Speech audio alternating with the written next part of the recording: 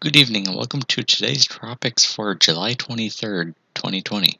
Please note I'm not a meteorologist and this video is just a collection of my thoughts and opinions for the storms I'm talking about. And for any decision making, please consult the National Hurricane Center or your local officials. So today I'm looking at Tropical Depression 8, which is in the uh, central or maybe a bit western Gulf at the moment, and Tropical Storm Gonzalo, which is entering the western Atlantic. It's around 50 degrees west at this point.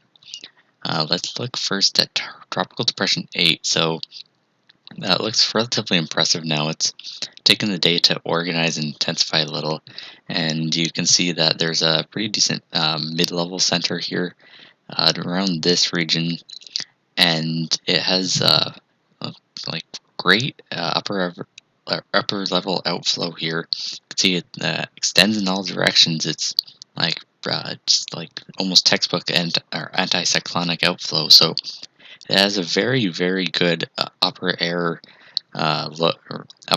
configuration for it. So that and this will likely continue. So Tropical Depression 8 will likely have low shear for a while.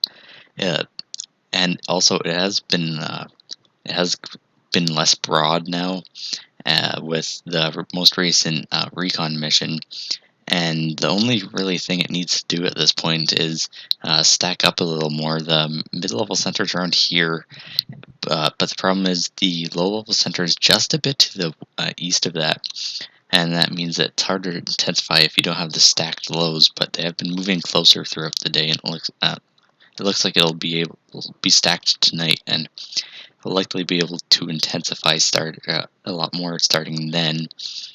However, it's still a large system, so it might take some more time to intensify, just because you need more time and latent heating to actually get a storm to intensify that large. Looking at the infrared imagery, it's less impressive now. You have a lot of convection just kind of dying off, but you do have these three hot towers here, and these are likely going to help organize it and bring some of that mid-level circulation that you can see here towards the center and strengthen the storm, and likely also couple the two lows together. So we'll have to see how it does tonight. Again, there's currently a recon mission that's inside TD8 right now, and you can see they found a center at 1,003 millibars, so that's a few millibars more intense than they found it earlier today. And you can see the center is over here, but it looks like a mid-level center is around here. So again, it's a little bit further to the east, but they should probably couple tonight, uh, along with the general organization trend. Also, if you're looking at the last one, you could tell it's quite a broad system and it had a lot of work to do there.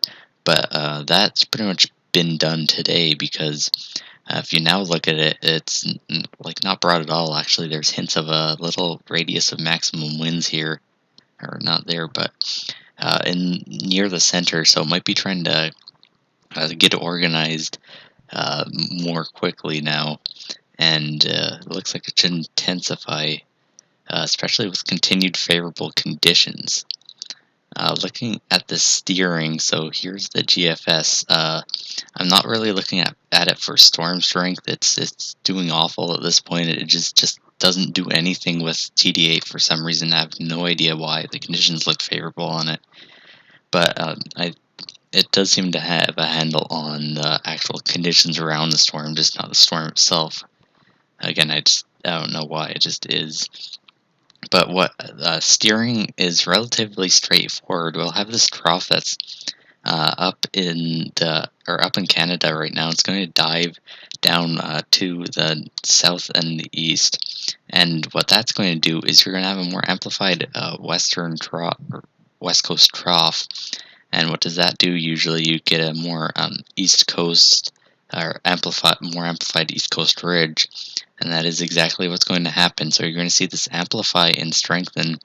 So TD8 will move a bit to the north and start turning slowly more south. So start turning more due east. And as the ridge strengthens, it's likely it'll start traveling to the south of east or south of west. as it eventually makes landfall in what looks like southeastern Texas, sometime likely uh, s- on Saturday. Also, here you can see that there's this basically anticyclone pretty much centered almost directly over TD8, and that's a very favorable look because that will allow the convection to have outflow going out in all directions, and that will. It looks like shear won't really be a problem for TD8. The main issue is time because it has a bit less than 2 days now, and also its own size. Again, it's a little bit on the bigger side, so it might take a bit more time to actually intensify. So here's the official National Hurricane Center cone, and it's expected to become Tropical Storm Hannah very soon. It's not quite there yet. Recon isn't finding enough evidence for a tropical storm yet. But you can see the track here. It's supposed to eventually curve as the ridge starts to get stronger over the system, and then curve a bit to the bit more like west southwest. And you see here, it looks like a large storm, and you can see it's very large. It's relatively large tropical storm warning here uh, that extends from just a bit north of Brownsville to around just near Galveston, where there's also a tropical storm watch a bit to the northeast. Again, this doesn't look like all that strong a system, but it does look like it's trending stronger, so wind might be a bit of a more of a problem than previously thought as it gets to the coast, and that would be mainly an issue on the coast. But the main issue here is rain, as you usually tend to see with these torch systems that bring a lot of rain, especially as it's a larger storm. So it might dump some rain, and that means there might be some flooding depending on like how heavy thunderstorms you get or uh, like where you are. But it does look like flooding may be a risk for Tropical Depression 8 once it gets near the coast. Now let's take a look at Tropical Storm Gonzalo. So yesterday, or not yesterday, but earlier this morning actually, it gulped in a lot of dry air, and that pretty much caused most of the convection to die off, and for it to stop its slow strengthening trend instead weaken a bit. Since then, it's been able to actually have convection over the center and maintain it uh, relatively well. It doesn't like the same bursts don't maintain for too long, but there are new ones every so often, and that's allowed the weakening trend to stop at around 50 knots. So there isn't any rapid weakening anymore. So we'll have to see if it can continue to organize because shear is low and the waters are quite warm. But the problem is there is that dry air lurking to the north. You can see this area of Saharan dust and dry air, and that is going to continue to be close to Gonzalo, and it's still at risk of taking gulps or new gulps of dry air. It really depends. There it could organize, it could struggle like it did. It's hard to tell, and especially with these small storms, they can ramp up and ramp down quickly because you don't need as much latent heating for intensification, and the smaller storm means it doesn't have to weaken as much to have smaller or same decrease in wind. Let's take a look at infrared imagery to actually look at the temperatures of this, and this new burst is pretty impressive. Some of that northwesterly shear that was from an old convective burst on an arc cloud or a dry air boundary basically has obviously pretty much gone now, and now convection can actually expand outside because the shear around it outside of this area where there was shear now there's very little of it, so that means this burst has been able to actually fire on top of the storm. And it does look like the shear will be low, so the dry air is going to be the main issue for the next couple of days. It's going to have favorable conditions outside of that, but the dry air is enough so that it might struggle to strengthen and possibly open up sooner as it gets nearer into the Caribbean.